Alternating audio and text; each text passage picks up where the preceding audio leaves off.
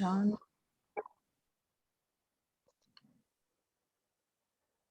शान्ताकारं भुजगशयनं पद्मनाभं सुरेशं विश्वाधारं गगनसदृशं मेघवर्णं शुभाङ्गं लक्ष्मीकान्तं कमलनयनं योगिभिर्ध्यानगम्यं वन्दे विष्णु भवभयहरं सर्वलोकैकनाथम्। जिनकी आकृति अतिशय शांत है, जो शेषनाग की शैया पर शयन किए हुए हैं, जिनकी नाभि में कमल है, जो देवताओं के भी ईश्वर और संपूर्ण जगत के आधार हैं, जो आकाश के सदृश सर्वत्र व्याप्त हैं, नील मेघ के समान जिनका वर्ण है, अतिशय सुंदर जिनके संपूर्ण अंग हैं, जो योगियों द्वारा ध्यान करके प्राप्त किए जाते हैं, जो संपूर्ण लोकों के स्वामी हैं, जो जन्म मरण रूप भय का नाश करने वाले हैं, ऐसे लक्ष्मीपति कमल नेत्र भगवान श्री विष्णु को मैं सिर से प्रणाम करती हूँ।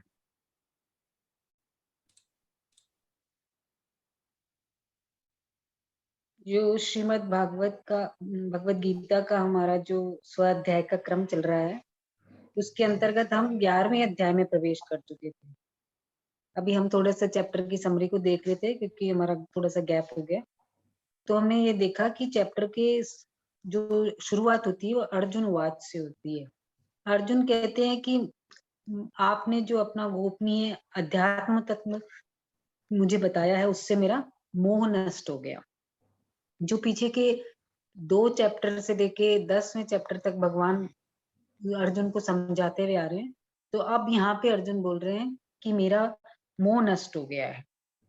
फिर मोह नष्ट होने के बाद भगवान को कहते हैं कि क्या मैं आपका जो परम ऐश्वर्य रूप है वो देख सकता हूँ?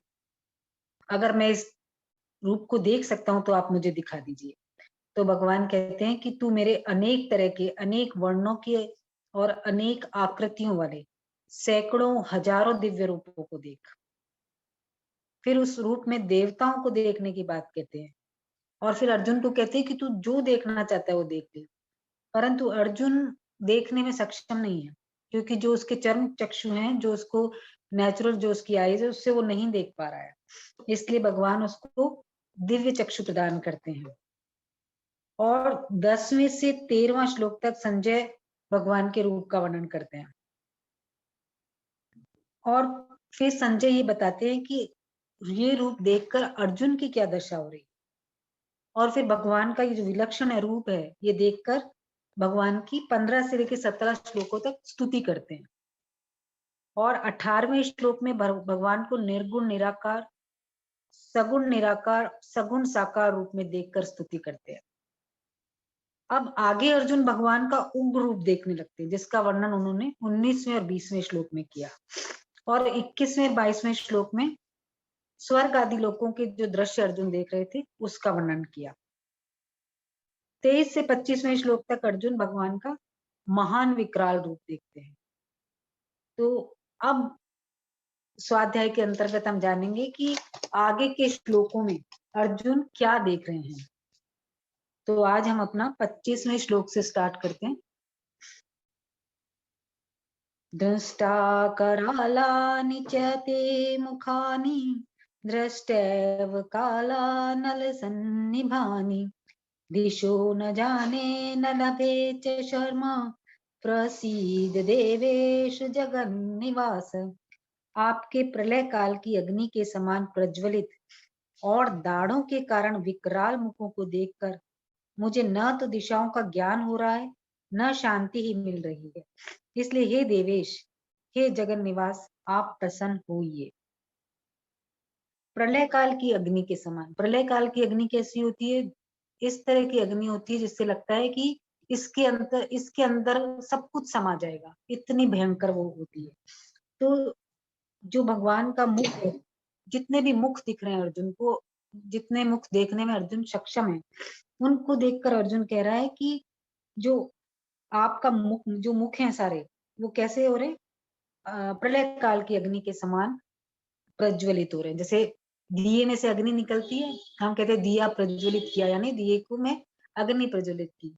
इस तरह से मुखों से अग्नि प्रज्वलित हो रही, और दाढ़ों के कारण विकराल मुखों को देखकर, दाढ़ें भी विकराल है और उसके कारण भगवान भयंकर प्रतीत हो रहे हैं।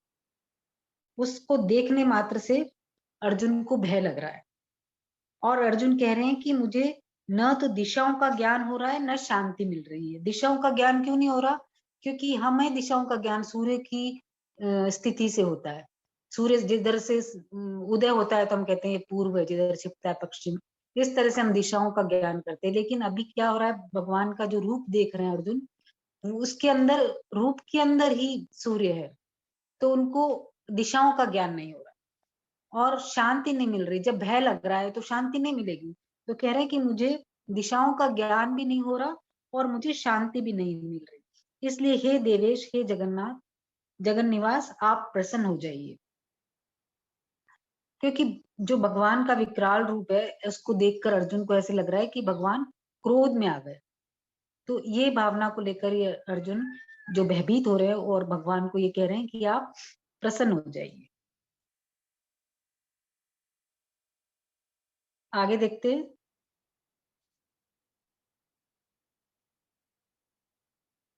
अमी च त्वां धृतराष्ट्रस्य पुत्रा सर्वे सहेवावनिपाल संगैः भीष्मो द्रोणसूतपुत्रस्तथासौ सहास्मदीयैरपि योधमुख्यैः वक्त्राणि ते त्वर्माणा विशन्ति दृष्टा करालानि भयानकानि केचिद्विलग्ना दशनान्तरेषु सन्दृश्यन्ते चूर्णितैरुत्तमाङ्गैः।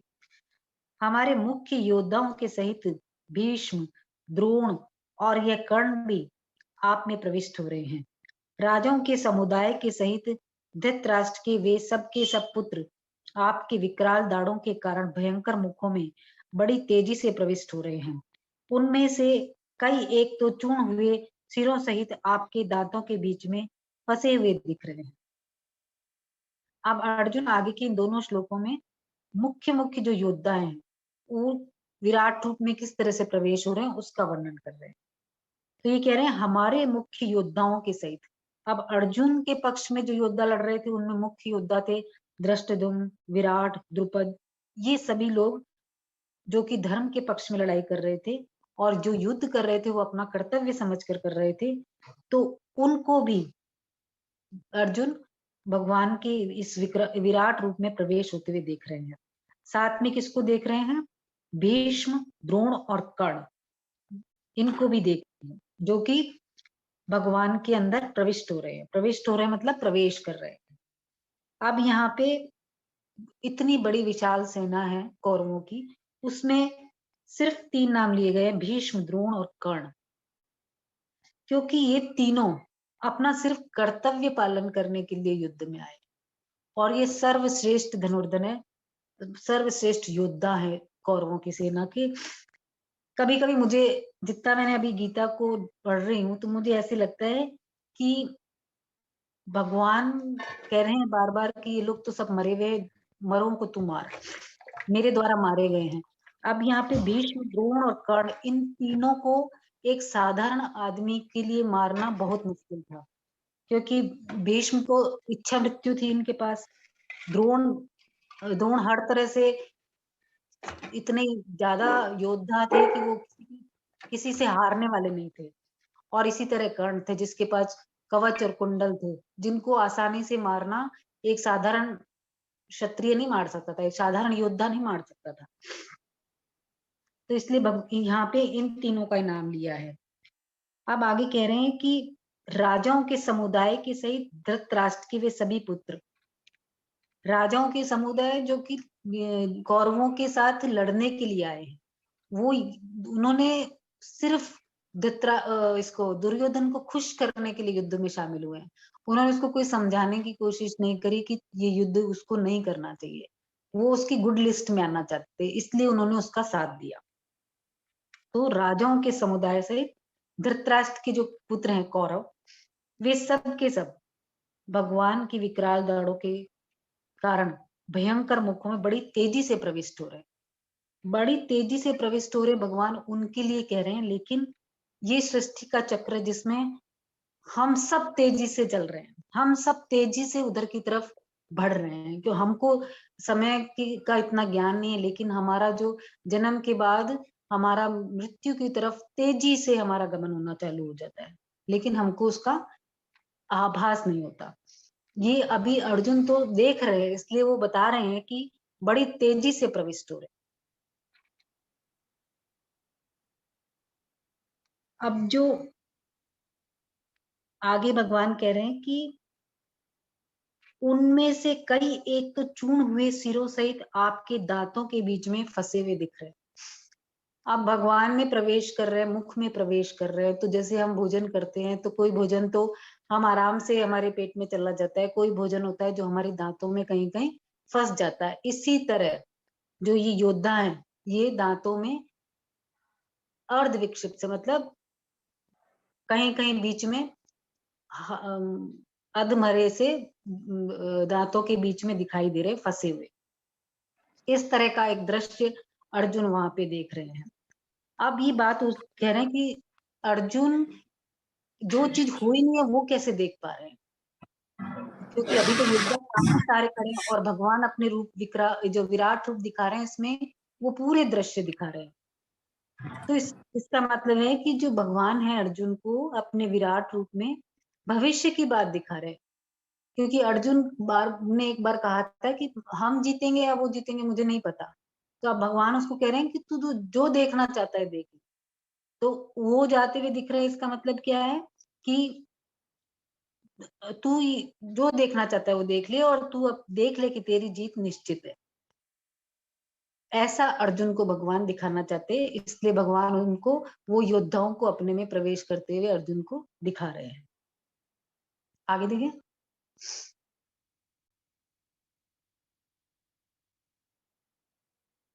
यथा नदीनां बहवोऽम्बुवेगा समुद्रमेवाभिमुखा द्रवन्ति तथा तवामि नरलोकवीरा विशन्ति वक्त्राण्यभिविज्वलन्ति। जैसे नदियों के बहुत से जल के प्रवाह स्वाभाविक ही समुद्र के सम्मुख दौड़ते हैं, ऐसे ही वे संसार के महान शूरवीर आपके प्रज्वलित मुखों में प्रवेश कर रहे हैं।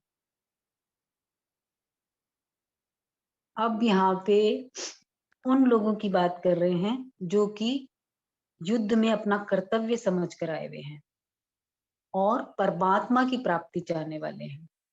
जो ऐसे पुरुष हैं उनको बोल रहे हैं कि वो किस तरह से दिखाई दे रहे हैं, जैसे नदियां बहती हुई दिखाई देती है, समुद्र में जाके नदी मिलती है।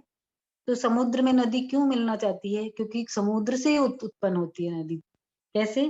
क्योंकि समुद्र से ही तो पानी बादल के रूप में ऊपर उठेगा, वाष्प के रूप में ऊपर उठता है, बादल बनता है, वो बादल कहीं कहीं जाके बरसात करते हैं, उससे नदी नाले चलते हैं। तो हर चीज जो होती है वो अपने जो उनका उद्गम है उसमें मिलना चाहती है, इसीलिए नदियां समुद्र की तरफ चलती है।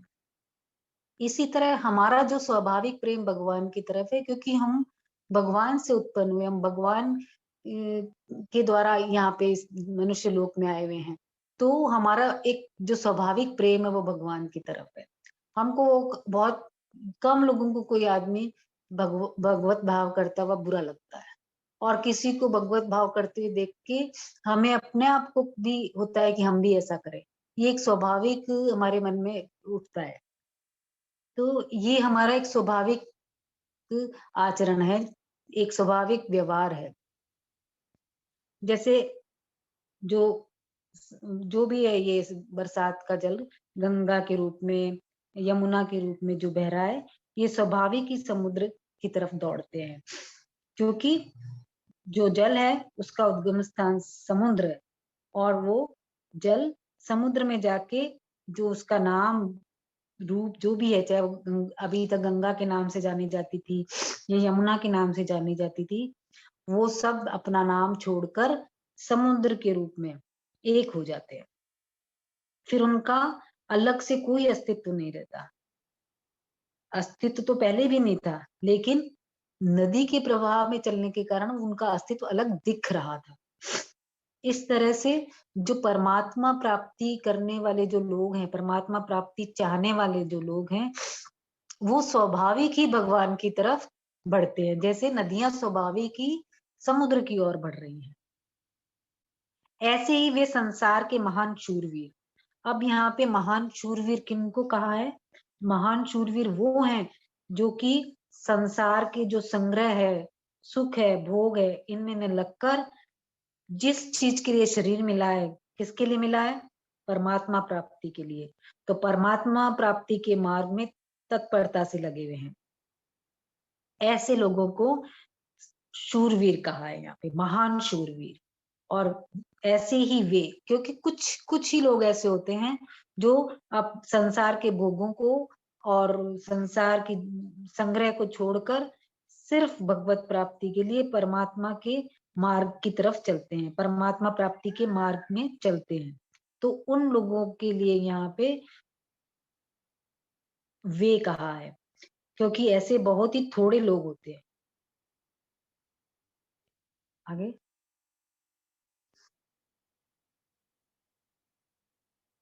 यथा प्रदीप्तं ज्वलनं पतंगा विशन्ति नाशाय समृद्धवेगाः, तथैव नाशाय विशन्ति लोकास्तवापि वक्त्राणि समृद्धवेगाः।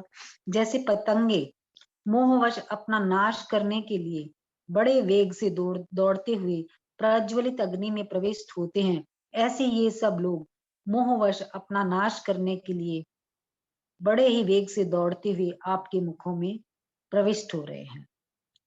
अब जो लोग अपनी प्रशंसा के लोभ से, या मुझे राज्य मिल जाएगा इस लोभ से, या फिर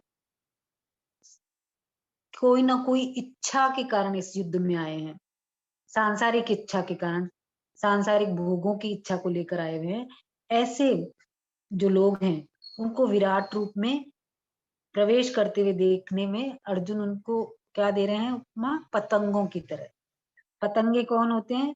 जैसे हम देखते हैं बारिश के मौसम में लाइट के चारों तरफ कीड़े आ जाते हैं, वो लाइट कहीं पे भी देखेगा पतंगा तो उसको क्या होगा, लाइट को देखकर उसको लगता है कि इससे मुझे कुछ ना कुछ लाभ हो जाएगा, और वो उस लाइट की तरफ आकर्षित होकर, मुग्ध होकर उस लाइट की तरफ दौड़ता है, तेजी से दौड़ता है। तो जब वो जो उधर दौड़ता है तो कोई तो उसकी जो अग्नि है उससे स्वाह हो जाते हैं, और कुछ अग्नि की लपट से, अग्नि के तेज से, गर्मी से घायल हो जाते हैं और उड़ना बंद कर देते हैं, तड़पते रहते हैं। उन तड़पते हुए पतंगों को देखकर भी दूसरे पतंगे ये नहीं सोचते कि हमारा राष्ट्र यही होगा, दूसरे पतंगे भी फिर भी जा रहे हैं। और जब हम देखेंगे तो बरसात के दिनों में लाइट के आसपास कितने सारे पतंगे सुबह उठ के जाते हैं तो मिलते हैं कि खूब सारे धाराशायी मरे हुए पतंगे मिलते हैं। मतलब है कि इतने सारे पतंगे जो कि आगे देख रहे हैं कि इन पतंगों का इस तरफ जाने में हश्र क्या हुआ है, वो नहीं सोचते। उनको ये लगता है कि इस लाइट से हमें कुछ बहुत बड़ा फायदा हो जाएगा, इस अग्नि से हमें कुछ मिल जाएगा। इस लालसा से वो अग्नि की तरफ बढ़ जाते हैं और फिर वहां पे वो स्वाह हो जाते हैं। अगर हम कोई कभी कभी देखते हैं कितने पतंगे मर रहे हैं, लाइट बंद कर देते हैं या अग्नि बुझा देते हैं, तो क्या करेंगे? उनको बड़ा दुख होता है पतंगों को कि इन्होंने मेरे लाभ से हमें वंचित कर दिया। इसी तरह से जो भोगों में लगे हुए लोग हैं, जो संग्रह में लगे लोग हैं, उनको अगर आप समझाओ, उनको अगर आप कोई बात बताने की कोशिश करो तो उनको लगता है कि ये गलत बात कर रहे हैं। तो यहाँ पे जो सांसारिक वेग कहा है भगवान ने कि बड़े वेग से दौड़ते हुए आपके मुखों में प्रवेश है, ये वेग क्या है? ये सांसारिक वेग है जो कि भोग भोगने और जो संग्रह करना है उसमें तत्परता से लगे रहना और हर समय भोगों का और संग्रह का चिंतन करना, ये ही सांसारिक वेग है, बढ़ा हुआ सांसारिक वेग कहलाता है। ऐसे वेग वाले दुर्योधन और जो राजा लोग हैं वो इन पतंगों की तरह बड़ी तेजी से आपके मुख में जा रहे हैं, मतलब पतन की तरफ जा रहे हैं, या फिर कह लो कि 84 लाख योनियों की तरफ जा रहे हैं। मतलब ये हुआ कि जो मनुष्य है वो सांसारिक भोग, आराम, मान आदि को प्राप्त करने के लिए दिन रात दौड़ता है, और उसको प्राप्त करने में उसका अपमान भी होता है, निंदा भी होती है, उसको चिंता भी होती है, फ्रस्ट्रेशन भी होता है, और ये सब करते करते आयु भी समाप्त हो जाती है। फिर भी नाशवान भोग और संग्रह के लिए जो मनुष्य है वो भीतर से ललायित ही रहता है। आगे देखें।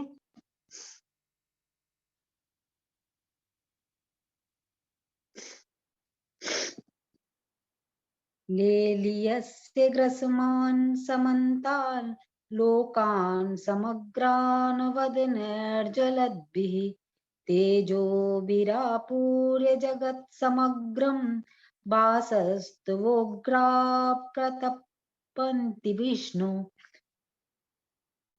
आप अपने प्रज्वलित मुखों द्वारा संपूर्ण लोकों का ग्रसन करते हुए उन्हें चारों ओर से बार बार चाट रहे हैं। हे विष्णु, आपका उग्र प्रकाश अपने तेज से संपूर्ण जगत को परिपूर्ण करके सबको तपा रहा है। अभी जो हमने पीछे 2 श्लोक देखे, इनमें 2 उदाहरण दिए। अब संपूर्ण लोकों का ग्रसन करते हुए भगवान के भयानक रूप का वर्णन कर रहे हैं।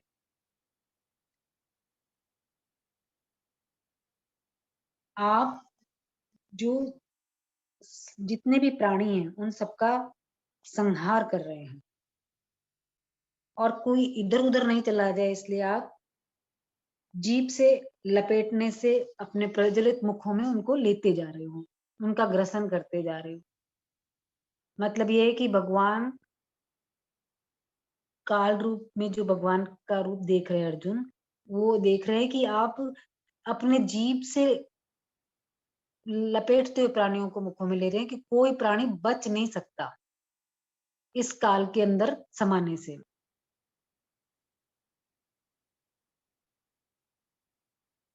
अर्जुन कह रहे हैं कि जो ये भगवान का विराट रूप है बहुत उग्र है, और ये जो इन उग्र और तेज संपूर्ण जगत में परिपूर्ण है, और ये सबको व्यथित कर रहा है, दुखी कर रहा है, संतप्त कर रहा है। आगे चलें।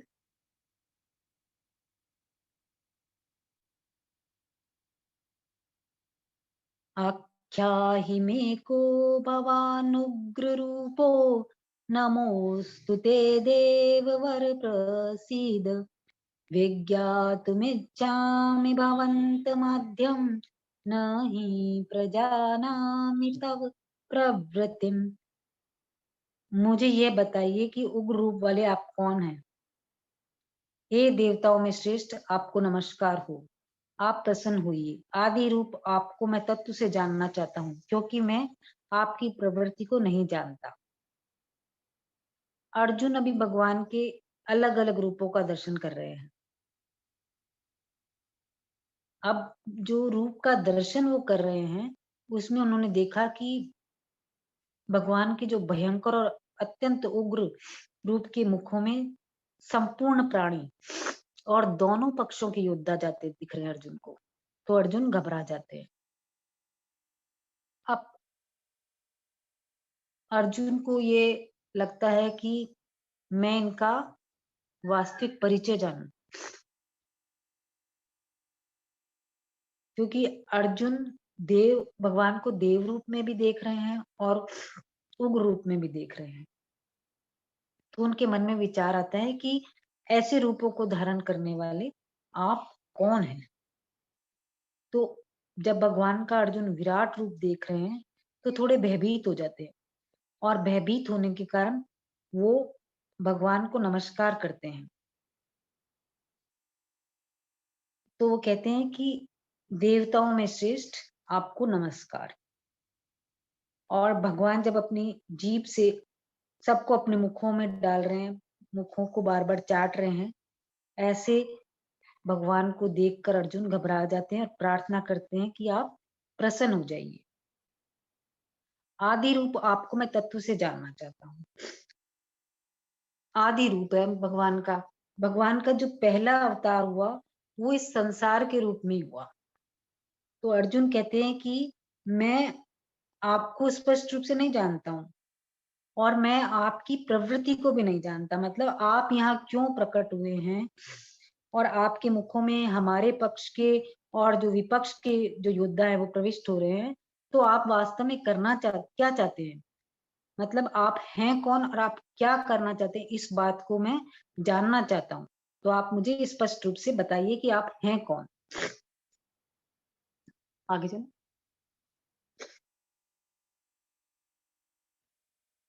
श्री भगवान उवाच कालोऽस्मि लोकश्रयकृत् प्रवृद्धो लोकान् समाहर्तुमिह प्रवृत्तः ऋतेऽपि त्वां न भविष्यन्ति सर्वे येऽव स्थिता प्रत्यनीकेषु योधा। श्री भगवान बोले, मैं संपूर्ण लोकों का क्षय करने वाला बड़ा हुआ काल हूँ और इस समय मैं इन सब लोगों का संहार करने के लिए यहाँ आया हूँ। तुम्हारे प्रतिपक्ष में जो योद्धा लोग खड़े हैं वे सब तुम्हारे युद्ध किए बिना भी नहीं रहेंगे।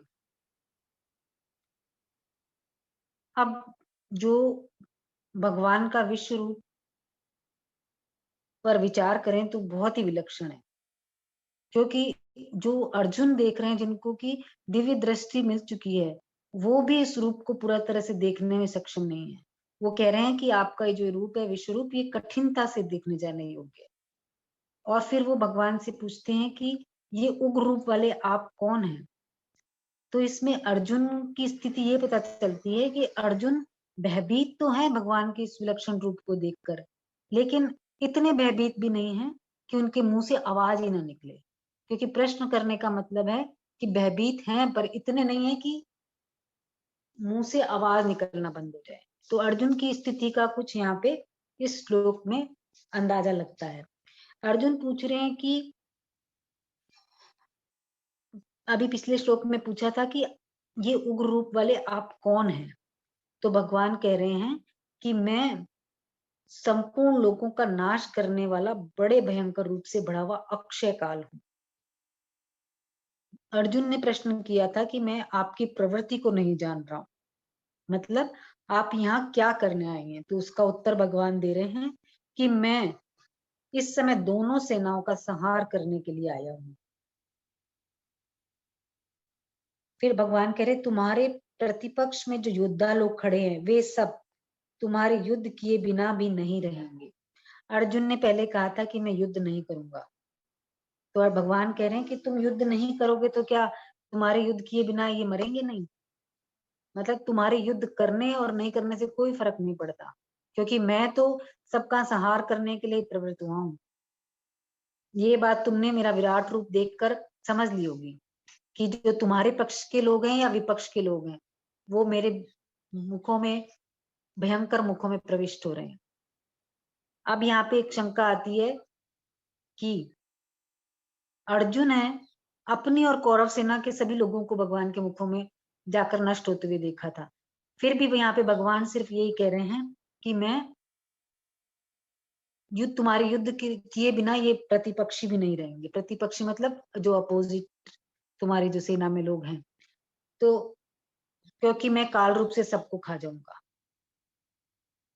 क्योंकि अर्जुन अपने सिर्फ प्रतिपक्षियों को ही मारते ना, अपनी सेना को तो नहीं मारते, प्रतिपक्षियों को ही मारते। तो भगवान कह रहे हैं कि इनका संहार तो होने ही वाला है, तुम बस युद्ध करके अपना कर्तव्य का पालन करो और तुम्हारे लिए कुछ शेष नहीं है। और फिर प्रतिपक्षियों में भी सब नहीं मरेंगे, इनमें से भी कई योद्धा बचेंगे, जैसे अश्वत्थामा। तो जो जिन योद्धाओं को अर्जुन के द्वारा मारना तय है उन्हीं की बात भगवान यहाँ पे कर रहे हैं, बाकी योद्धाओं की भगवान बात नहीं कर रहे।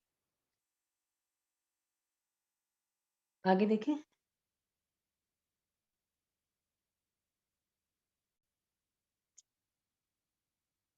तस्मात् त्वमुत्तिष्ठ यशो लभस्व जित्वा शत्रून् भुङ्क्ष्व राज्यं समृद्धम् मयैवैति निहता पूर्वमेव निमित्तमात्रं भव सव्यसाचिन्। इसलिए तुम युद्ध के लिए खड़े हो जाओ और यश को प्राप्त करो तथा शत्रुओं को जीतकर धन धान्य से संपन्न राज्यों को भोगो। ये सभी मेरे द्वारा पहले ही मारे हुए हैं। हे सव्यसाचिन, तुम निमित्त मात्र बन जाओ। अभी पिछले श्लोक में भगवान ने कहा था कि जो ये जितने भी प्रतिपक्षी योद्धा हैं, ये तुम नहीं मारोगे तब भी मरेंगे नहीं, ऐसा नहीं है। तो ऐसी स्थिति में अर्जुन को क्या करना चाहिए, इसमें भगवान अर्जुन को ये समझा रहे हैं कि तुमने ये जो देख लिया कि तुम्हारे जो प्रतिपक्षी वाले लोग हैं ये बचेंगे नहीं, इसलिए तुम युद्ध के लिए खड़े हो जाओ और यश प्राप्त करो। यश प्राप्त करना है तुमको करना कुछ नहीं है, तुम्हारे को तो बस यश भोगोगे। जो होनहार है वो तो होके ही रहेगी, तो मतलब ये तो तय है कि ये मरेंगे, इसलिए तुम इसका निमित्त मात्र बन जाओ और यश को भोगो। मतलब लोग ये अर्जुन की वाह वाह करेंगे कि इतने बड़े बड़े योद्धाओं को अर्जुन ने मार दिया, युद्ध भूमि में अर्जुन के द्वारा मारे गए। इस तरह से लोग तेरे को याद रखेंगे। फिर कह रहे हैं कि यश और शत्रुओं को जीतकर धन धान्य से संपन्न राज्यों को भोगो। धन धान्य से संपन्न मतलब जो राज्य होता है जिसमें प्रजा के पास खूब धन संपत्ति होती है, हाथी घोड़े गाय जमीन मकान आवश्यक वस्तुएं भरपूर होती हैं और भरपूर अन्न होता है। तो ये जो बातें होती है ये राज्य की समृद्धता बताती है। और ऐसे राज्यों के जो समृद्ध राज्य हैं उनके शत्रु भी नहीं होते, न कोई बाधा देने वाला शत्रु नहीं रहता और प्रजा भी धन धान्य से संपन्न होती है। तो तुम ऐसे राज्य को तुम भोगो। अब भोगने का मतलब ये है कि तुम इस मतलब भोगो। अर्जुन तो स्वयं एक क्षत्रिय राजा है, वो एक पर्टिकुलर स्टेट पे तो उसका जीवन है ही, तो उसको राज्य भोगने की कोई जरूरत नहीं है, वो तो राजा है। भोग को वैसे नहीं लेना है कि भगवान भोगने का बोल रहे हैं। राजा है तो राज्य करेगा, इस हिसाब से भगवान बोल रहे हैं। शासन करेगा अपने राज्य के ऊपर, उस हिसाब से भगवान उसको भोगने का बोल रहे हैं। अर्जुन जो है दोनों हाथों से बाण चला सकते थे, इसलिए इनका नाम सव्यसाची था। अब यहाँ पे सव्यसाची संबोधन देने से क्या अर्थ होता है भगवान का, ये जानते हैं। अब अर्जुन से भगवान कह रहे हैं कि तुम दोनों हाथों से बाण चलाओ, मतलब तुम युद्ध में अपनी पूरी ताकत लगा दो, पर बनना तुमको निमित्त मात्र है। निमित्त मात्र बनने का मतलब है कि जो भी तुम्हारे पास बल बुद्धि पराक्रम जितना भी है वो पूरा का पूरा लगाना है, सावधानी पूर्वक। और ये अहम भाव नहीं आना है, ये अभिमान नहीं आना है कि मैंने सबको मार दिया और मैंने विजय प्राप्त कर ली, क्योंकि तुम तो सिर्फ निमित्त मात्र हो। ये मैंने सबको पहले ही मार दिया है, तुम कोई नया काम नहीं करोगे। जब हम निमित्त मात्र बनकर कोई कार्य करते हैं, हम अपने आप को निमित्त मात्र मानते हैं, तब भी हमको अपने जो लेवल होता है अपने लेवल के लिए बेस्ट करना चाहिए, अपनी पूरी शक्ति लगाकर कोई भी कार्य करना चाहिए। और जब कार्य की सिद्धि हो जाती है तो उसमें कोई भी अभिमान नहीं रखना चाहिए। भगवान को अभिमान बिल्कुल पसंद नहीं है। भगवान अभिमान अपने भक्तों का जरूर तोड़ते हैं, उनके सामने ऐसा परिस्थिति लाते हैं कि वो अभिमान टूट जाता है, या कोई तरह की कोई भी छोटा सा भी उनके मन में भ्रम होता है या कोई द्वंद होता है, वो भगवान ऐसा एपिसोड उनके सामने लाते हैं जिससे कि वो टूट जाता है और वो उस सीढ़ी को पार करके और आगे निकल जाता है। ऐसा हम अनुभव करते हैं अपने जीवन में। कई बार ऐसी परिस्थिति में हम अटक जाते हैं तो इंसान ही ना, हम कोई कोई ऐसी चीज कर देते हैं जो कि हम जानते हैं कि ये सही नहीं है, फिर भी हम करते हैं। तो हमारे सामने एक ऐसा एपिसोड आता है या हमको कोई एक हमारा वेल विशर ही हमें हथौड़ा मारता है कि देखो तुम कर क्या रहे हो, तो हम थोड़े सजग हो जाते हैं कि हाँ भाई ये बात तो सही है कि हम कर क्या रहे हैं। तो भगवान को कभी भी अभिमान पसंद नहीं है। जैसे जब भगवान ने, श्री कृष्ण जी ने गोवर्धन पर्वत उठाया था और फिर अपने सब ग्वाल बालों को बोला कि तुम अपनी अपनी लाठियां लगा लो इसके नीचे। जब उन्होंने अपनी लाठियां लगाई तो उनको ऐसे लगा कि ये सारा पर्वत तो हम ही उठा रहे हैं, ये कैसे उठा पाएगा, अपनी चिटली उंगली के भी नख पे उन्होंने गोवर्धन उठाया है। तो ग्वाल बालों को अभिमान हो गया कि ये गोवर्धन तो हमारी लाठियों पर ठहरा हुआ है। तो भगवान ने धीरे से उंगली नीचे कर ली अपनी। जैसे ही भगवान ने नीचे करी उंगली, पर्वत नीचे आने लग गया। तो जितने भी ग्वाल बाले थे वो सब पुकार कर भगवान से कहने लगे, अरे जोर से शक्ति लगाओ, देखो ये नीचे आ रहा है, नहीं तो हम सब के सब इसके नीचे दब जाएंगे, तुम शक्ति लगाओ अपनी पूरी। तो लेकिन वे सब के सब भी अपनी शक्ति लगाकर पर्वत को ऊंचा नहीं कर सके। तो फिर भगवान ने वापस अपनी उंगली को ठीक किया। तो उनको जो ये अहम अभिमान हो गया था कि ये जो इतना बड़ा पर्वत है ये हमारी लाठियों पे टिका हुआ है। तो ऐसे जो भगवान होते हैं वो अपने जो भगवान की मार्ग की तरफ चल गए, जो परमात्मा प्राप्ति के लिए चल गए, उनको लिए भगवान कह रहे हैं कि अपनी जो भी आपने योग्यता है उसको पूरा पूरा लगा दो, उसमें कोई कमी नहीं रखो, लेकिन इसका अभिमान नहीं करना है, उसमें भगवान की कृपा माननी है। क्योंकि भगवान ने कहा है कि, गीता में कहा है कि जो भी शाश्वत अविनाशी पद की प्राप्ति होगी वो मेरी कृपा से होगी, और जो जितने भी तेरे सामने विघ्न आएंगे मेरी कृपा से वो सब विघ्न तर जाएंगे। तो इससे सिद्ध हुआ कि जो सिर्फ निमित्त मात्र बनना है, निमित्त मात्र बनने से परमात्मा की प्राप्ति हो सकती है, हो जाती है। तो जो साधक है तो अगर अपना बल मानता है अपनी कोई भी साधना में, तो उसको उतनी सक्सेस नहीं मिलती, उसको भगवत तत्व जानने में देरी लग सकती है। लेकिन अगर साधक बिल्कुल अभिमान नहीं करे, पूरा टोटल सरेंडर हो जाए और उसकी कृपा माने अपनी हर चीज में, तो तत्काल सिद्धि हो जाती है। अब जैसे हम कई बार ये अभिमान कर लेते हैं कि जैसे घर में भी खासकर हम बोल देते हैं कि ये सब काम तो मैं ही करता हूँ, अगर मैं नहीं करूँ तो कोई नहीं करता, कोई नहीं, ये काम होगा ही नहीं। ऐसा हमारे मन का ही वहम है। किसके बिना कोई काम नहीं रुकता किसी भी जगह पे। तो हमेशा मनुष्य को क्या करना है, अपने अभिमान को और फल की इच्छा का त्याग करके जो भी आपके पास परिस्थिति आई है उस परिस्थिति के हिसाब से अपना कर्तव्य कर्म करना है, और उसके लिए सिर्फ अपने आप को निमित्त मात्र समझना है। क्यों? क्योंकि जो होने वाला है वो होगा। आप अपनी कितनी भी शक्ति लगा लो, आप कोई भी काम सोचती हो कि मैं इतना जप कर लूं, मैं ये पाठ कर लूं, मैं ये कर लूं, उससे आप अपनी मन चाही चीज हमेशा नहीं पा सकते हो। अगर भगवान को लगेगा कि आपको ये चीज देने से आप मार्ग से हटोगे नहीं, आपको कोई नुकसान नहीं होगा, तभी आपको वो चीज प्रदान की जाएगी। अगर आपको भगवान इस लायक नहीं समझेंगे तो वो चीज आपको नहीं मिलेगी, क्योंकि जो है वो तय है। इस बार ये सब पढ़ के मुझे कभी कभी ऐसा भी लगता है कि हम क्यों सांसारिक चीजों की मांग के लिए भगवान को कहते हैं, भगवान ये दे दे, भगवान ये दे दे, भगवान ये कर दे, मेरा ये काम निकाल दे। ये सब करने की जरूरत ही नहीं है हमको।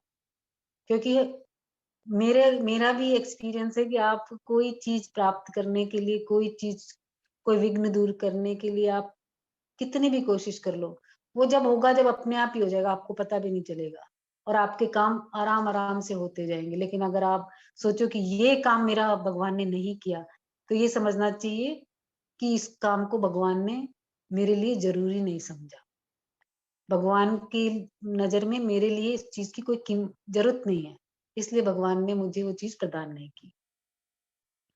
तो हमको तो बस अपना निमित्त मात्र बन के कार्य करना है, अभिमान रहित होके। आगे चले। ओम पूर्णमद पूर्णमिदं पूर्णात् पूर्णमुदच्यते पूर्णस्य पूर्णमादाय पूर्णमेवावशिष्यते। ओम शांति शांति शांति।